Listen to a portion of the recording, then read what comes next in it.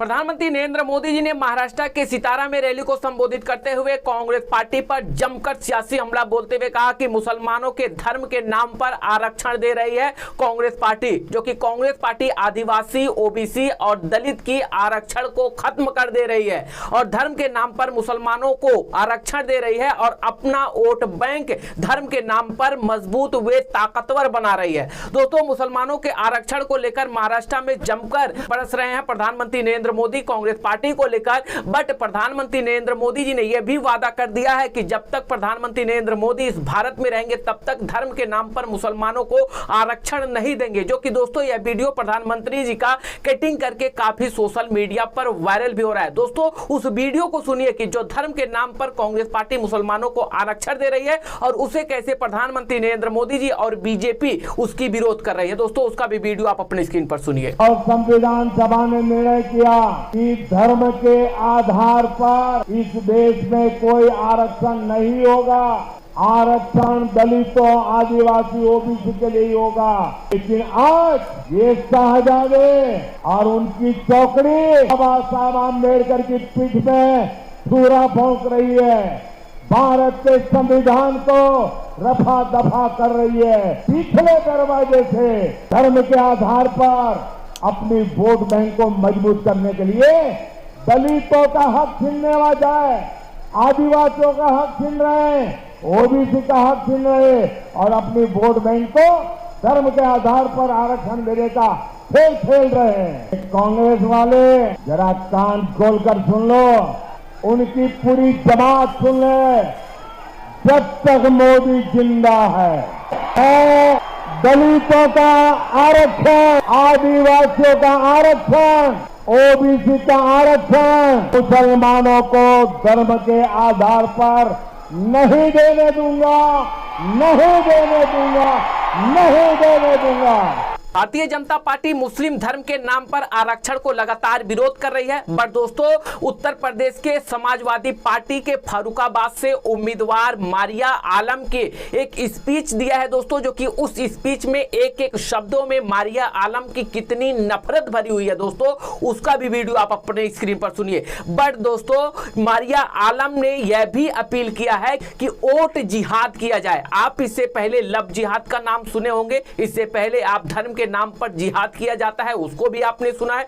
पर दोस्तों, मारिया आलम ये अपील कर रही हैं कि वोट जिहाद जरूरी है। पर दोस्तों, उनका ये भी कहना है, मुकेश राजपूत ने जो मीटिंग किया था और उस मीटिंग में जो मुसलमान शामिल हुए थे, उस मुसलमान को इस समाज से हुक्का पानी बंद कर देना चाहिए, जो कि दोस्तों मारिया आलम की एक एक शब्दों में कितनी नफरत भरी हुई है दोस्तों, उनका भी वीडियो आप अपने स्क्रीन पर सुनिए, जो कि समाजवादी पार्टी के फर्रुखाबाद से उम्मीदवार हैं। इसलिए बहुत अकलमंदी के साथ, बहुत जज्बाती न होके, बहुत खामोशी के साथ एक साथ होके वोटों का जिहाद करो, क्योंकि हम सिर्फ वोटों का जिहाद कर सकते हैं और इस तंगी सरकार को भगाने का काम कर सकते हैं। बहुत शर्म आती है जब मैंने आज ये सुना कि कुछ मुसलमानों ने आज यहाँ पर बैठ के मुकेश राजपूत की मीटिंग कराई। मुझे लगता है समाज से उनका हुक्का पानी बंद कर देना चाहिए।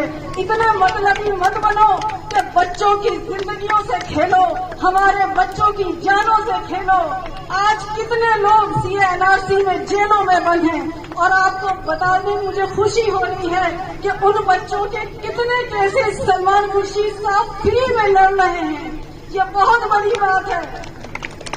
हम लड़ रहे हैं, आपके लिए संघर्ष कर रहे हैं, लेकिन अगर आप साथ नहीं दोगे तो हम अकेले कुछ नहीं कर सकते, क्योंकि हमारी ताकत आप हो। प्रधानमंत्री नरेंद्र मोदी जी ने संविधान को लेकर कांग्रेस पार्टी पे पलटवार करते हुए कहा कि कांग्रेस पार्टी रातों रात मुसलमानों को ओबीसी बना दिया था। ये वही कांग्रेस पार्टी है जो सत्ता में आते ही पहले संविधान को खोखला बनाने की कोशिश की गई थी। संविधान के हर परत में महाभारत और रामायण की चित्रांक थी, जो कि उस चित्रांक को कांग्रेस पार्टी ने हटा दिया था और खोखला करके संविधान को भारत के सामने पेश किया था। दोस्तों, संविधान को लेकर पलटवार कर रहे हैं प्रधानमंत्री नरेंद्र मोदी जी, बट वही कांग्रेस पार्टी ये आरोप लगाती है कि भारतीय जनता पार्टी सत्ता में वापसी करती है तो आरएसएस और भारतीय जनता पार्टी मिलकर भारत की लोकतंत्र और संविधान को खत्म कर देगी। दोस्तों, वार पलटवार दोनों तरफ से किया जा रहा है, बट प्रधानमंत्री नरेंद्र मोदी जी कैसे संविधान को लेकर कांग्रेस पार्टी पर पलटवार कर रहे हैं दोस्तों, उनका भी वीडियो आप अपनी स्क्रीन पर सुनिए। मुसलमानों को रातों रात ओबीसी बना देते हैं, रात दिन आरक्षण के नाम पर झूठ बोलने वाले लोग। कांग्रेस पार्टी को जन्म से ही ये हमारे संविधान के प्रति नफरत है।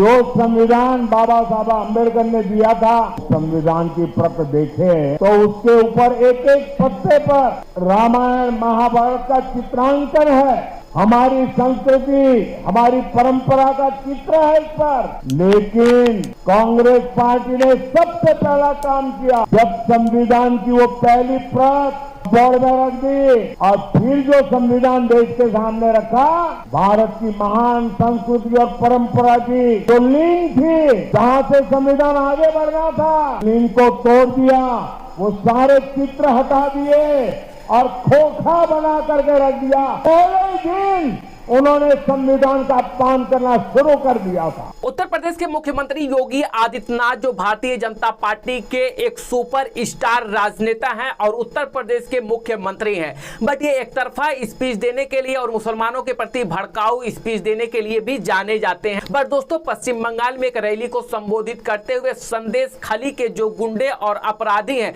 उन्हें उल्टा लटकाने की अपील कर रहे हैं। भारतीय जनता पार्टी वापसी करती है तो संदेश खली के जो गुंडे माफिया और अपराधी हैं उन्हें उल्टा लटका दिया जाएगा। राम मंदिर पर उन्होंने स्पीच दिया कि राम मंदिर 500 साल तक कोई भी पार्टी राम मंदिर की तरफ नहीं देख रही थी, बट भारतीय जनता पार्टी ने वापसी किया तो राम मंदिर का निर्माण करवा दिया, जो कि पश्चिम बंगाल को सोनार बंगाल बनाने के लिए भी दावे कर रही है भारतीय जनता पार्टी के नेता योगी आदित्यनाथ जी। दोस्तों, उनका भी स्पीच आप अपने स्क्रीन पर सुनिए कि संदेश खाली गुंडे और माफिया और राम मंदिर को लेकर क्या स्पीच दे रहे हैं।